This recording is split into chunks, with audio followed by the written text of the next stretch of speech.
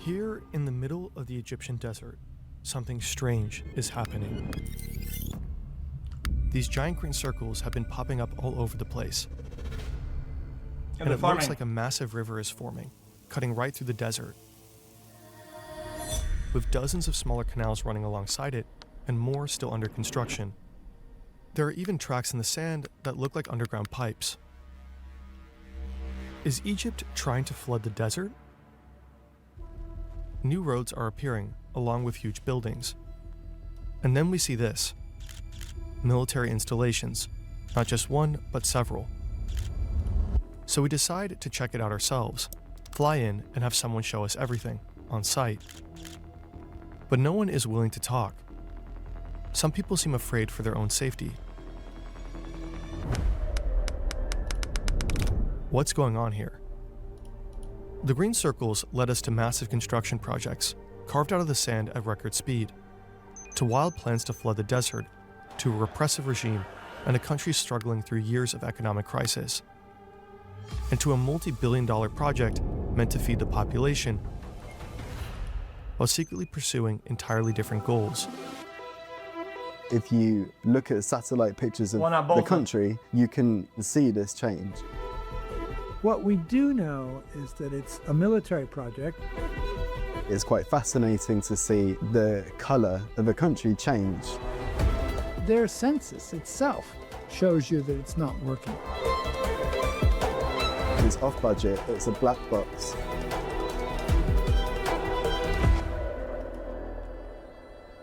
Interesting.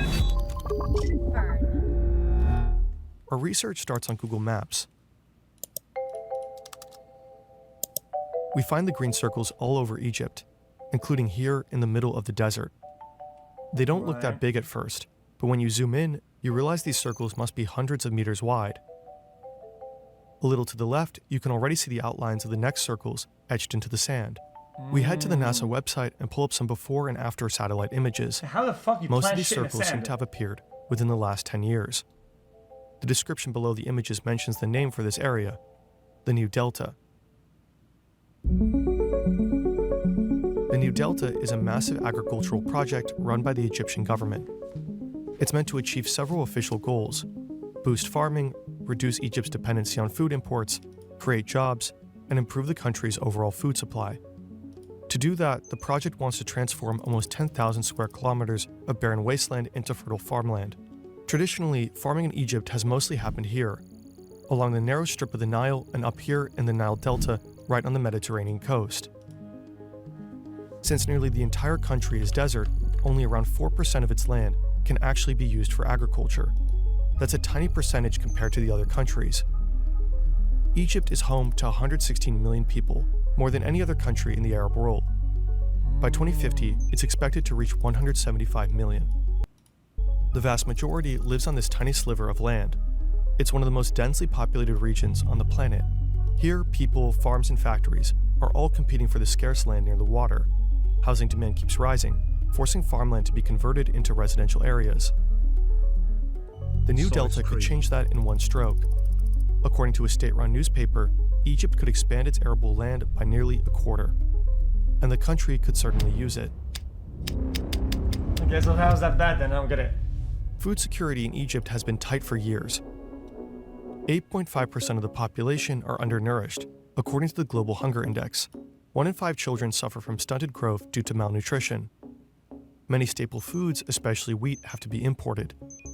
In 2021, about 80% of Egypt's wheat imports came from just 2 countries, Russia and Ukraine. At the time, that heavy dependence was already a problem for the Egyptian government. A year later, Russia invaded. Wheat shipments grinded to a halt, and the country's already fragile food situation spiraled even further. Egypt hopes to fix this by massively boosting its own agriculture, especially in the New Delta. We want to know how the project is doing, but our online research quickly hits a dead end. So we decide to fly there ourselves and see the sudden gritting of the desert. I have a question, chat. Guys, We start. you know other countries, like other countries will like go there and have these little zones where they could fucking have people like produce their shit or whatever, right? Why can't you cannot like rent people's land in other countries so you could farm your own shit and bring it back home? Can you not do that? Start making plans. But soon we realize it's not going to be that simple. The moment people hear we want to shoot, they start backing out one by one. They say it's too risky. One expert admits he's worried about his personal safety. We try everything, but no one will talk to us. We end up reaching out to a good friend in Egypt to see if he can help. Indeed, it's a bit tricky to discuss critically in Egypt, especially if it's something government funded, of course. That could explain why nobody wants to speak on the record. The New Delta project isn't run by some random company or even a government department. It's being pushed by the military.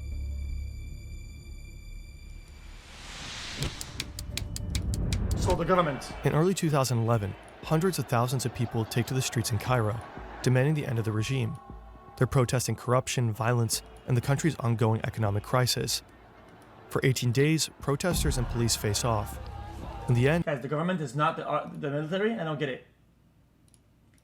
autocratic president Hosni Mubarak resigns after nearly 30 years in power. Millions of Egyptians celebrate the fall of the dictatorship. xQc. Hope is in the air. The country holds its first democratic elections in 2012. The majority votes for Mohamed Morsi, an opponent of the old regime and candidate for the Muslim Brotherhood. But things barely improve under his leadership. Just 1 year later, mass protests erupt again until Morsi is overthrown by the military. What follows is a massacre. According to Human Rights Watch, soldiers kill over 1,000 demonstrators during the brutal crackdown on pro-Morsi protest camps. The man behind the coup is General Abdel Fattah el-Sisi. He officially runs for office in 2014, facing off against a token opponent. He ends up winning by a landslide, securing around 97% of the votes. What? Independent observers suspect the election might have been rigged. Wait, what? The new president promised 97? Guys, am I wrong thinking that? observers Chat, I feel like if it was like, let's say, you know, like back in the days, like the troll dude, like these nuts, whatever. I think if you were to put these nuts against anybody, against like best candidate of all time in any country, it would still get more than 3%. That's crazy. 97, it sounds crazy. suspect the election might have been rigged. The new president promises stability, security, and economic growth, but that quiet hope is quickly shattered. El-Sisi drastically reshapes the country, steering it back into dictatorship. Human rights take a steep dive. Who knows? Peaceful protests are treated as terrorism. The press is silenced. Government critics and journalists are persecuted, arrested, and even tortured. Thousands are still behind bars today, and many have simply vanished without a trace. Speaking out against the regime means putting your life on the line. Interesting. The same regime also has its hands on the New Delta, just like on virtually every public construction project. If we want to talk to experts about the project, we have to look outside the country. And that's exactly what we do. When it comes to projects like this, there's really no transparency. That's Edmund Bauer. We met him in Dubai. He works as a journalist for AGB Insight. He frequently writes for The Guardian, where he published this article on El-Sisi's desert project.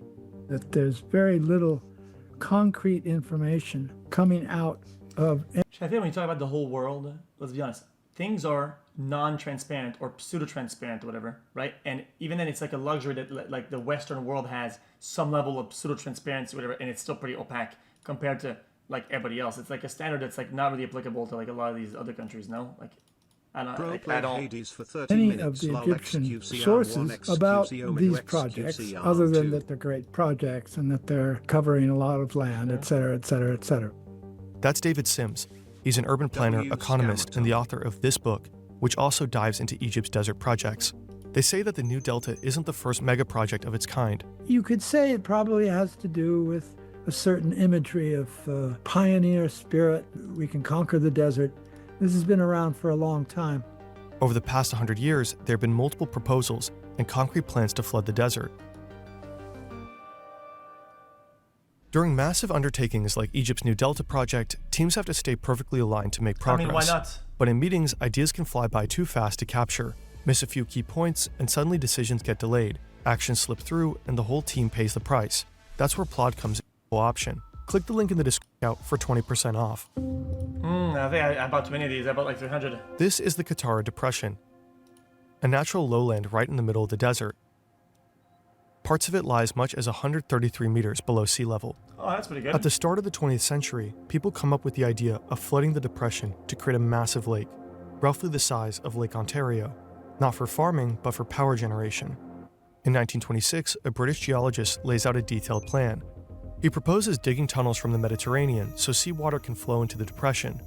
The desert heat would then evaporate the water at the same rate that new water flows in, creating a continuous cycle. Turbines installed in the tunnels would then harness that flow to constantly generate electricity. But the costs are too high and the project is stopped. According to Sims, the CIA takes a brief interest in the idea in the 1950s. Then, in the 1970s, a German hydraulic engineer revisits the plans. He proposes detonating 213 nuclear bombs to blow up the entire stretch between the depression and the sea. No tunnels needed. The seawater would simply flow into the depression through a natural river. Most recently, in 2023, an Egyptian consulting firm was hired to conduct a feasibility study. But the Qatar project remains a pipe dream to this day. That's not too bad, right? The costs are astronomical. No one knows if it's really doable, and there's a serious risk of salting the groundwater in the process. And those are just a few of the many concerns. In the 1960s, then-President Gamal Abdel Nasser lays the groundwork for the Tushka project, a plan to reclaim a huge stretch of desert in the south for farming, industry, and housing. The project is later revived and expanded under President Mubarak in the 1990s. The idea is to tap man-made Lake Nasser and pump water into new canals to irrigate farmland. Tushka is in the way in the south. For years was touted as reclaiming 500,000 or 1 million acres of land, and it's going to have an enormous population. Tushka was pitched as the solution to Egypt's demographic and economic problems. And that was in around the year 2000, 2004. And then it finally appeared that almost none of it was ever done. Recent satellite images do show some scattered fields, but the promised megacities are nowhere to be seen.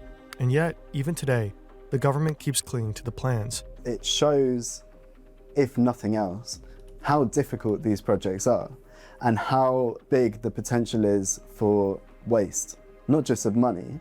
Then there's the Sinai project, announced in the late 90s.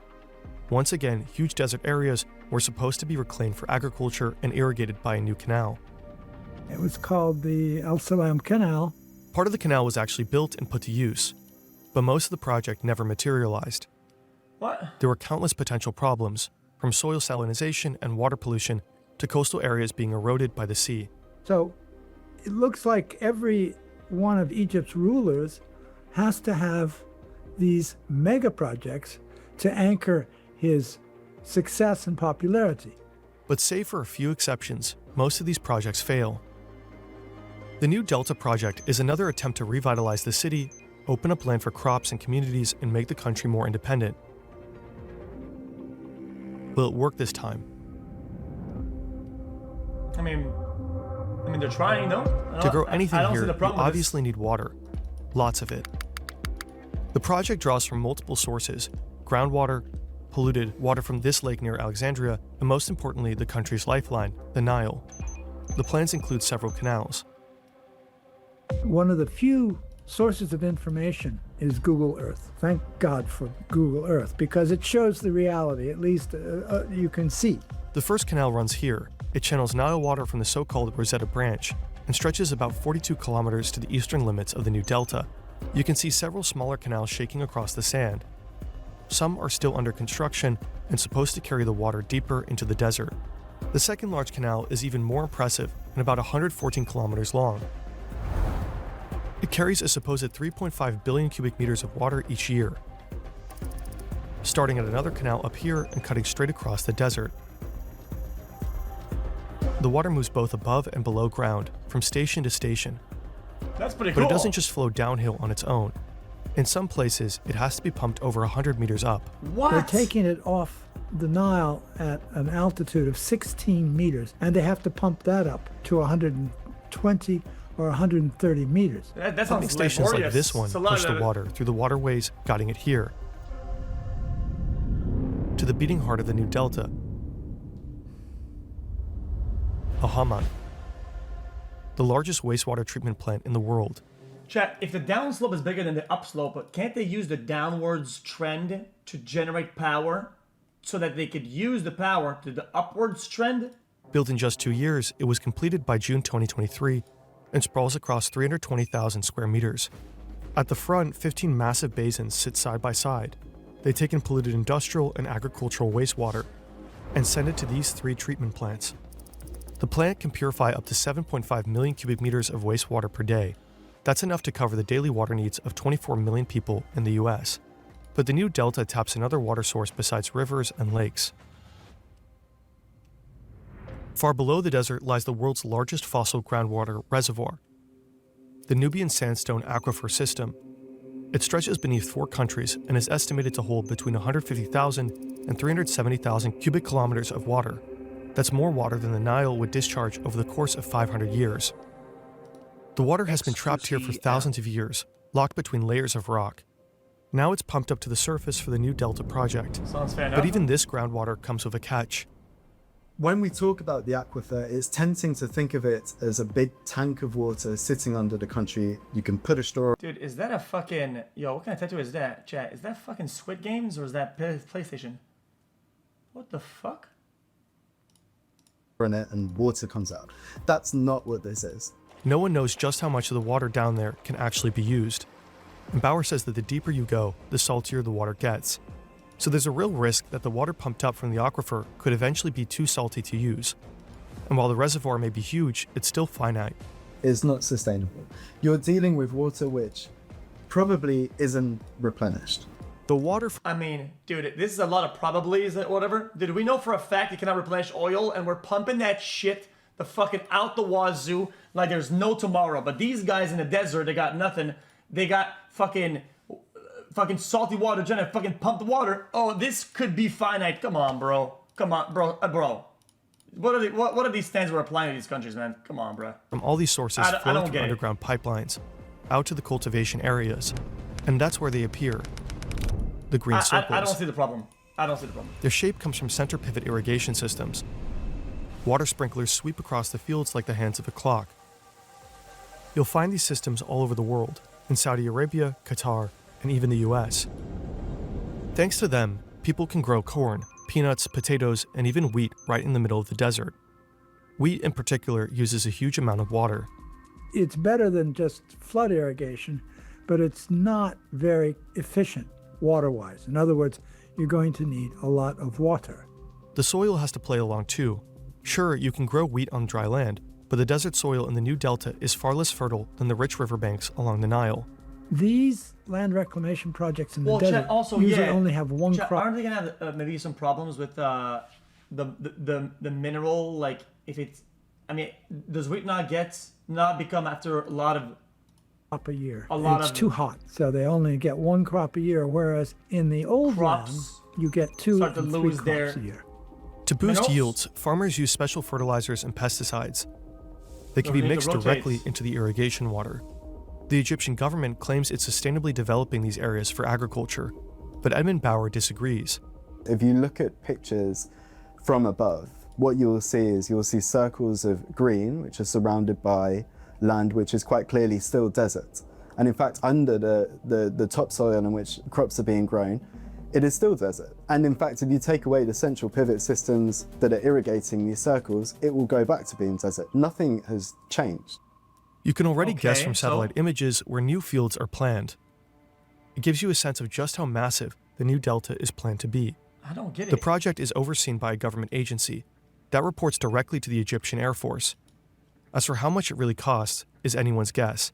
It's a black box. We don't know how much money has gone into it, and we don't know how much money is coming out, and we don't know where that money is necessarily going.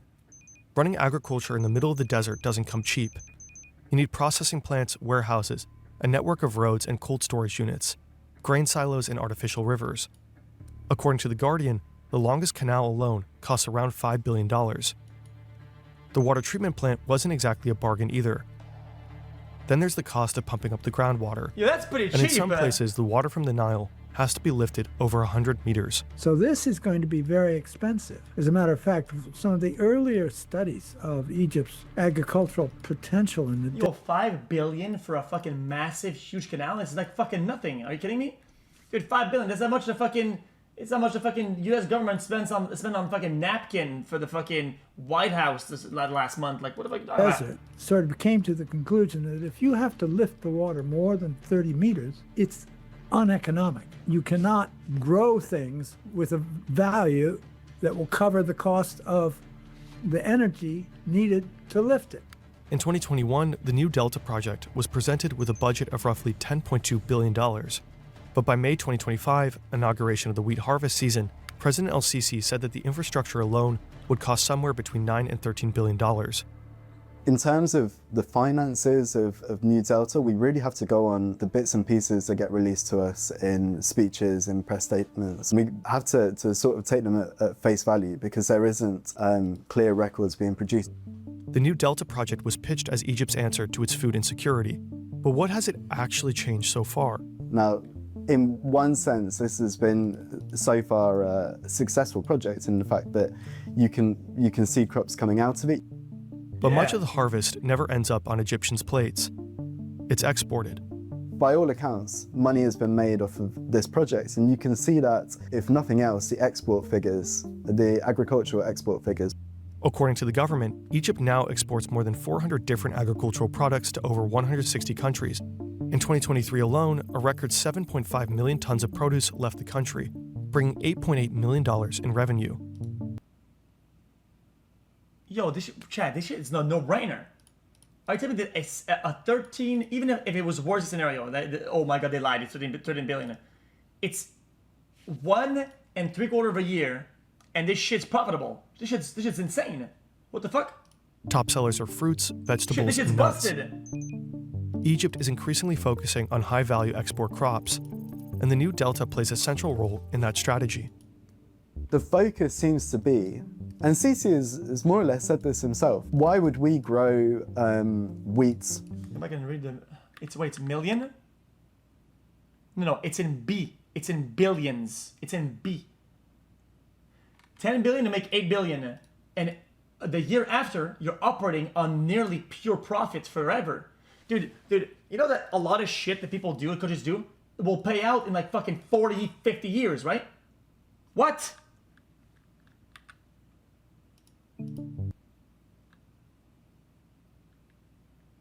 Oh, revenue, so not net. Oh yeah, the margins are pretty thin probably. Yeah, this will pay out in fucking 20 years then, fuck it.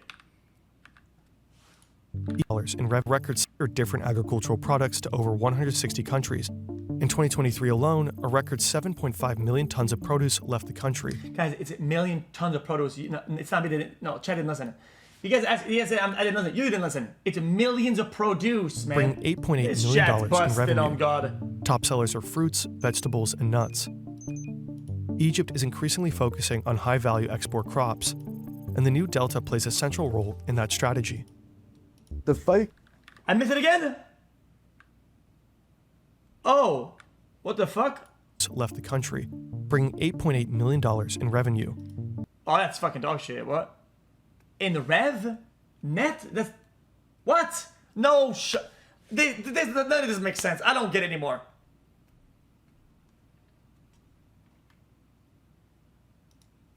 Guys, he meant billions.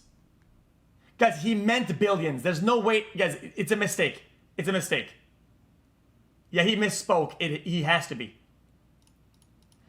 Yo, how do you export 7 bill in revenue and only net 8 mil? That would be the thinnest margins in the history of trade. That would be like a 0.001% profit. That's crazy, brother man. Top sellers are fruits, vegetables, yeah, and it's in billions. It's literally in billions. I don't care what anybody says. I don't care. Egypt is increasingly focusing on high-value export crops, and the New Delta plays a central role in that strategy. The focus seems to be, and Sisi has more or less said this himself, why would we grow wheat, for example, which we're not going to be competitive in, which you need a lot of water and you need a lot of land, whereas we can grow other crops, citrus crops, for example. I'll come on in the video. At 1949,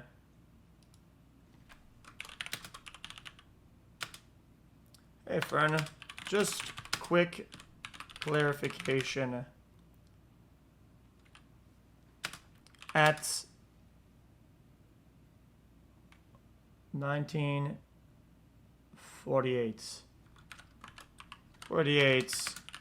you say 7.8, no, 8 point, we said what? I forgot. Top comment? What? 8.8 million. But with the graphs and video context, I feel like it doesn't make sense. Did you mean billion? Otherwise, apologies. My listening comprehension is not my forte.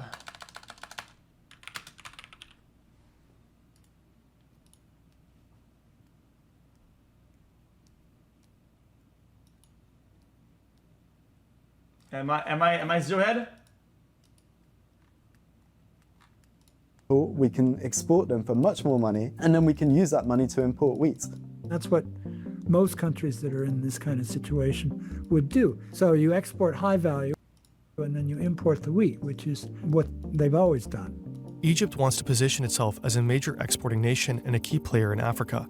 It also aims to build a global hub for the supply and storage of grains to become more resilient to future food crises. But the revenue coming from these multi-billion-dollar projects don't seem to reach ordinary Egyptians. Their lives barely improved at all. 2/3 of the population live at or below the poverty line. Food security remains fragile too. Egypt's state coffers are empty. The currency has taken a massive hit in recent years, and the country is drowning in debt. Bauer says most of the money from New Delta. He replied? Guys, stop it, man. In the middle of the Egyptian.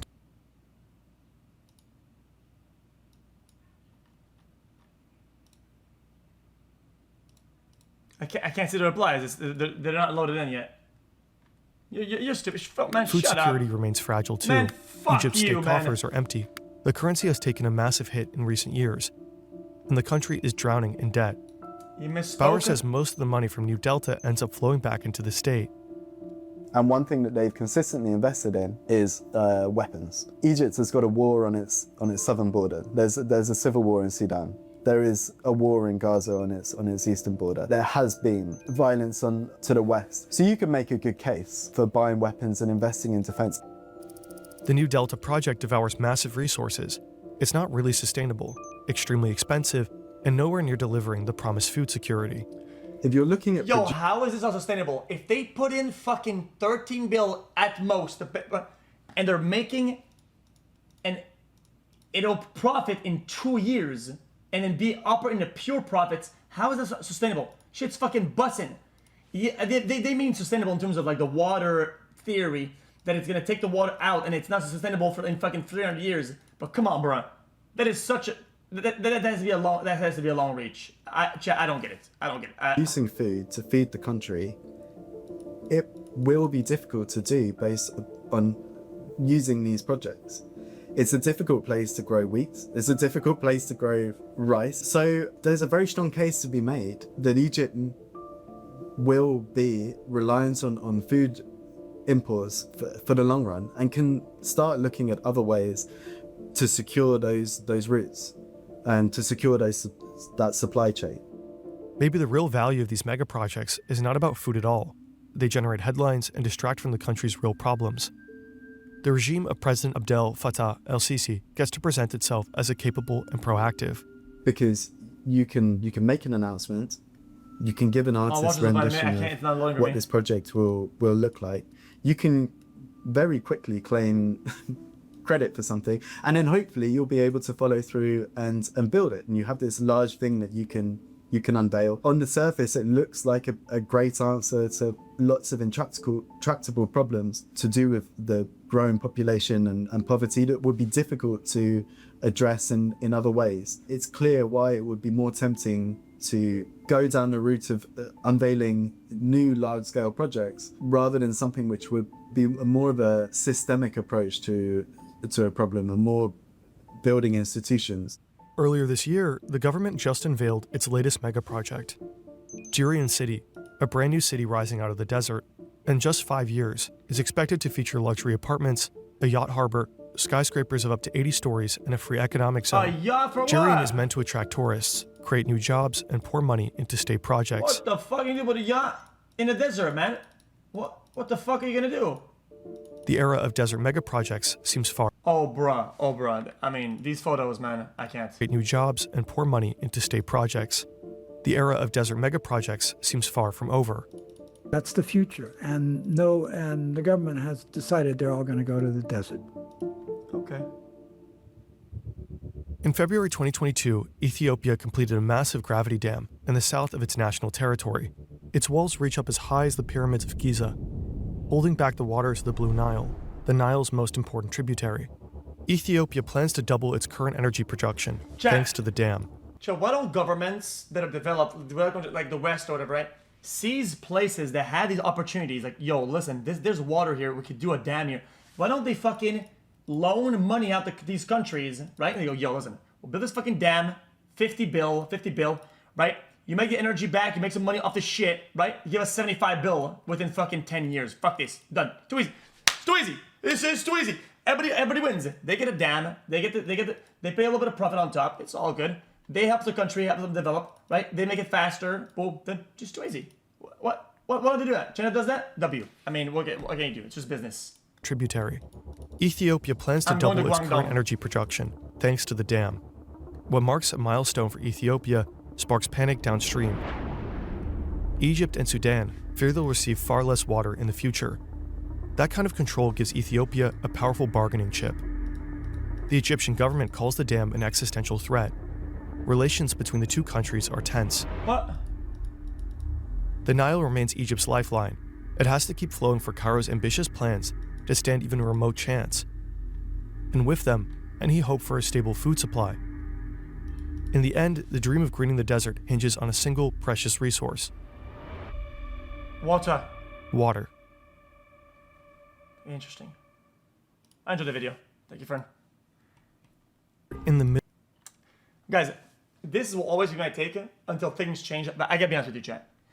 Developed countries use the most demonic fucking methods to get to being a developed country, to get to the top. Literally the most demonic shit. I'm not trying to demonize ourselves and the country we live in, but that's just a reality. That's just reality. Let's be honest.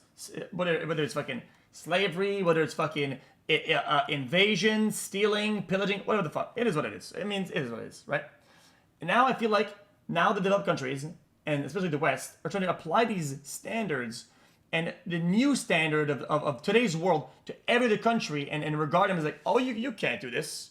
Yo, don't use the finite water, okay? We over here, we use fucking nuclear bombs and shit. Fuck everybody. We turn people to fucking dust. But you, though, you do not get to use the water. Chill the fuck out on that, okay? Like, come on, man. Really, dude? Like, come on. I don't see it. You would have to explain to me.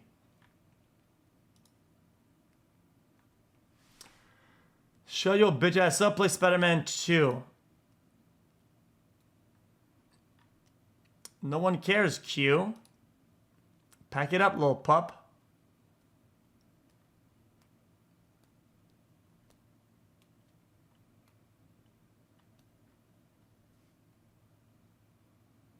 You don't know little bro Zeph. Top Tylenol comment, Brotato chip. You fell off. Ignore him, bro.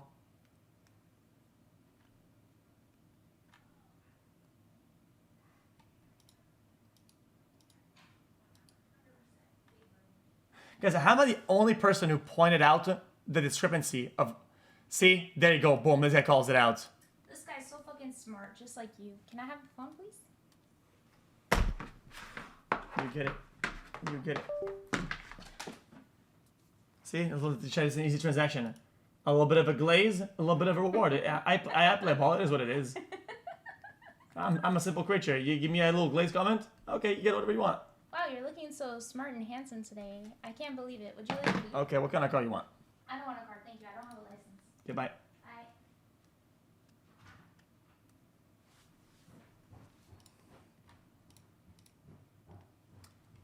Bye. The top comment is your own channel.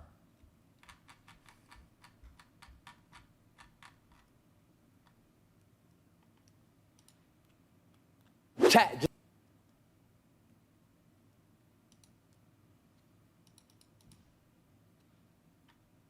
Interesting. Buddy, your clips. Here's what I'm prepared to do with you. Okay? We'll take a gamble. How about that? You're a gamble guy? Yeah. Hold on, clips guy. I play all these games back to back in a marathon, right? You edit the videos, post it, whatever, right? And we compare what we're doing now about everything, right?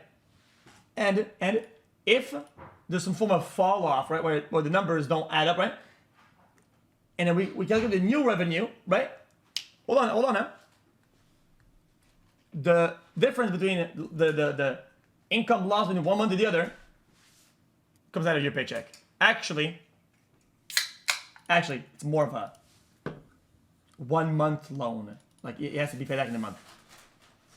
Thoughts? Is that a gamble that you would take? You think that? No, it's not if you got matters. I think you're missing the point entirely. Is that these guys get paid? A lot of editors, whatever. I'm telling you, these games are fun. Playing them all back to back is like these days would be considered the pure suicide. What about it? Oh, I'm sorry. You want to put this to the test, really?